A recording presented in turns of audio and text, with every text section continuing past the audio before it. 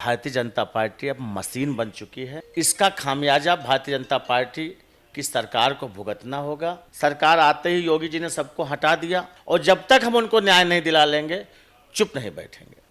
72,000 शिक्षा अभ्यर्थियों को लेकर आए दिन धरना प्रदर्शन किया जा रहा है, लेकिन सरकार कोई किसी भी प्रकार की सुनवाई नहीं कर रही। इसी विषय पर हमसे बात करने के लिए कांग्रेस के प्रवक्ता देवेंद्र प्रताप जी, जिस तरीके से सरकार से आए दिन शिक्षा अभ्यर्थियों को लेकर धरना प्रदर्शन किया जा रहा है, लेकिन सरकार किसी भी प्रकार की सुनवाई नहीं कर रही है। देखिए, वास्तव में बेरोजगारी हमारे उत्तर प्रदेश की दिन प्रतिदिन बहुत बड़ी समस्या बनती जा रही है।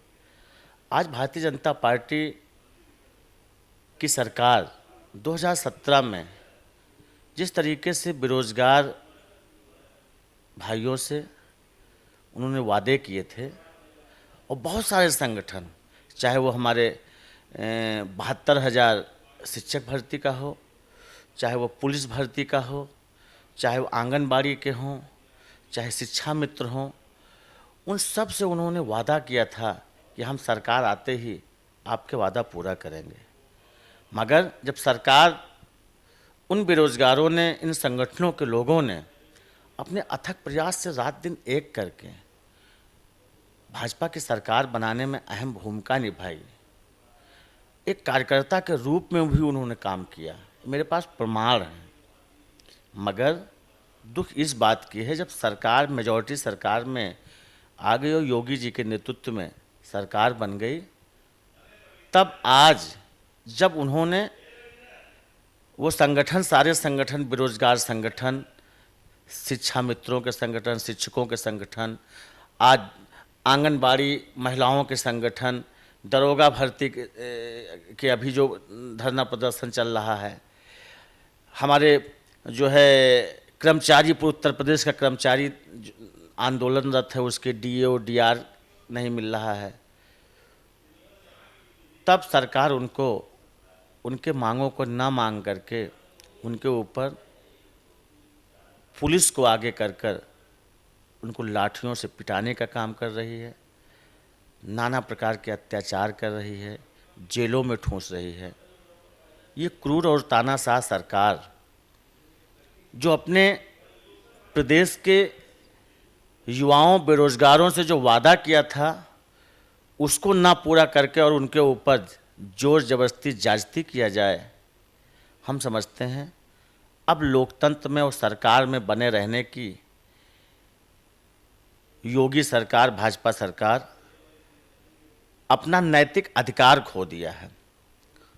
2022 का चुनाव में यही बेरोजगार संगठन, यही सारे संगठन मोदी को, योगी जी को करारा जवाब देंगे और इनकी सरकार यहाँ से उखाड़ फेंकने का काम यही बेरोजगार, यही संगठन करेंगे। इस सरकार ने दावा किया था कि जो मेरी सरकार में सबसे ज़्यादा लोगों को रोजगार दिया गया है, महंगाई घटी है, इस पर आप क्या कहना चाहेंगे? ये केवल लोगों में भ्रम पैदा करने का, झूठ बोलने का भारतीय जनता पार्टी अब मशीन बन चुकी है।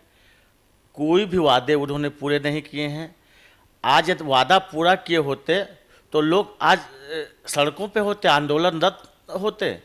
इन्होंने जो भी वादे किए हैं, आज ये कहते हैं हम 4 लाख लोगों को नौकरी दिया, इन्होंने 45,000 पुलिसकर्मियों की भर्ती किया, 15,000 को ट्रेनिंग कराया है, 30,000 वो बैठे हुए हैं। उनका क्या होगा? आज हमारे 4500 दरोगा का भर्ती हुआ था, अभी तक उनको जो है लेटर नहीं मिला, वो आंदोलनरत हैं। शिक्षा मित्रों का 1,25,000 शिक्षा मित्रों को जो पूर्ववर्ती सरकार ने उनको शिक्षक बनाने का काम किया था, सरकार आते ही योगी जी ने सबको हटा दिया और लाठियों से पिटवाया, गोमती नदी में लोग कूद गए।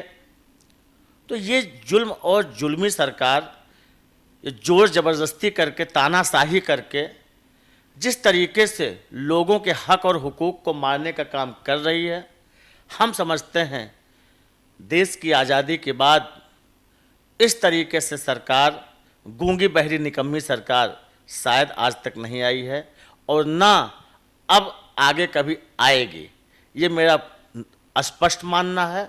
और निश्चित तौर पर युवा बहुत गुस्से में है और वो 2022 के चुनाव में भाजपा की सरकार और योगी को सबक सिखा के रहेगी। यूपी के चुनाव नजदीक आ चुके हैं, इस पर कांग्रेस पार्टी की क्या रणनीति है?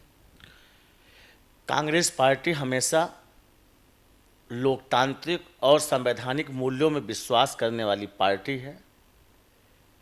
आज हम अपने लोकप्रिय जनप्रिय नेता आदरणीय प्रियंका गांधी जी के नेतृत्व में और उत्तर प्रदेश के लोकप्रिय अध्यक्ष अजय कुमार लल्लू जी के नेतृत्व में और पूरे उत्तर प्रदेश के कांग्रेस के कार्यकर्ताओं नेताओं को साथ लेकर के जिस तरीके से हम 2022 के चुनाव को, उसके रणभेदी को मैं एक चैलेंज के रूप में स्वीकार करके हम अपने संगठन को चुस्त दुरुस्त करके मैं चुनाव में उतरने का पूरा हमारा प्रयास है।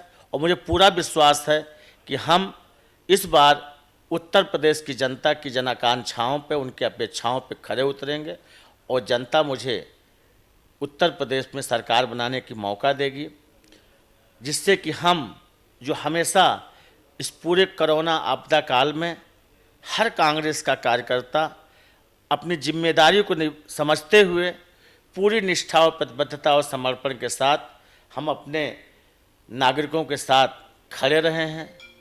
उनको हर प्रकार से हम जो भी उनकी ज़रूरत की चीज़ें थी उसको पूरा करने का हर संभव प्रयास किया है।